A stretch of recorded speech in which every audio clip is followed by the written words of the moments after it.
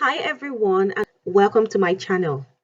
Today I'm going to show you how to create a database with dbbrowser SQLite.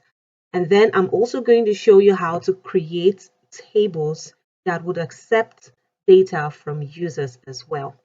So if you find this very interesting, don't forget to subscribe, like, comment, and share my video as well.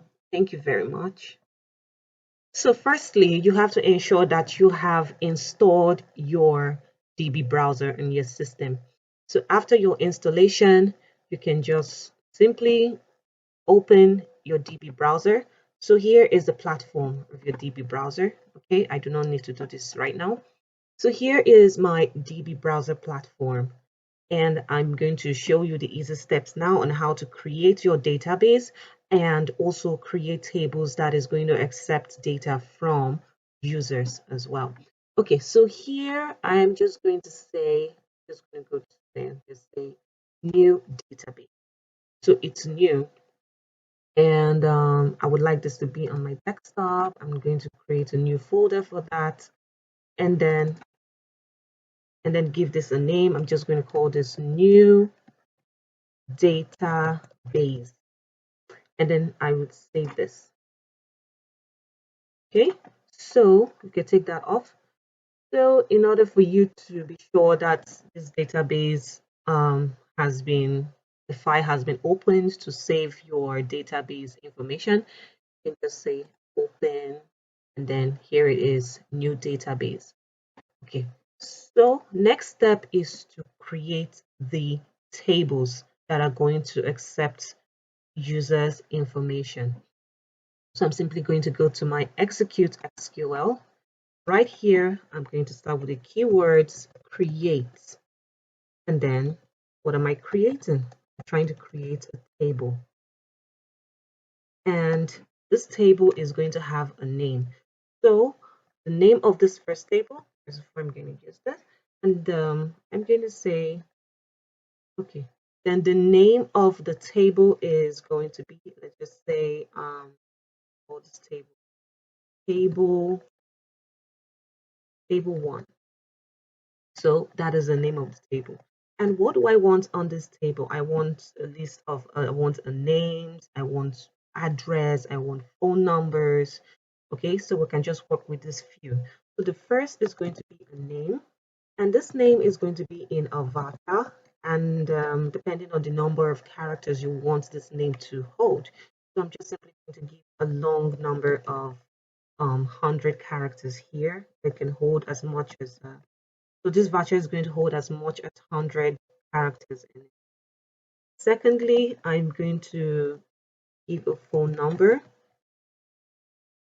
to this table. And in this phone number, phone numbers or numbers are integers. It's just going to hold. So this particular table is going to hold just integers alone.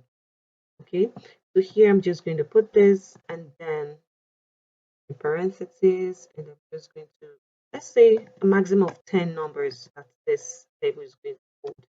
And last but not least, I'm going to say address.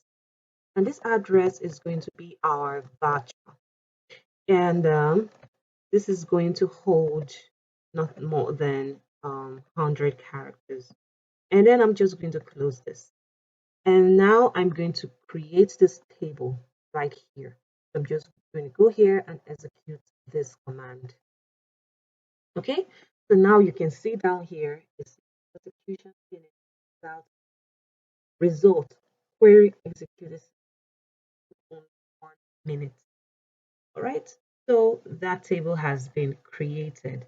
So in order for you to confirm that the table has been created, we can definitely go to our database structure here and access the table 1. That is the name of the table we have created already.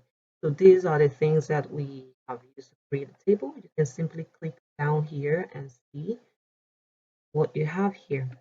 And then you can also browse the data and see that this has been opened. So where you're going to input your data, and this is where you would this is where your data are going to be stored whenever a user has imputed the necessary data. It's simply going to be saved here. Okay, and you can as well check, open your database right here, open it, and to confirm that this table has been created. All right, so I hope this brief explanation was a good one for you, and I hope you learned something from this. So please do not forget to like, subscribe, comment, and share my video if you really enjoyed this brief information. Thank you very much, and I hope to see you next time. Thank you once again for coming to my channel, Simple Coding Style with Steph, and I hope to see you next time. Bye bye.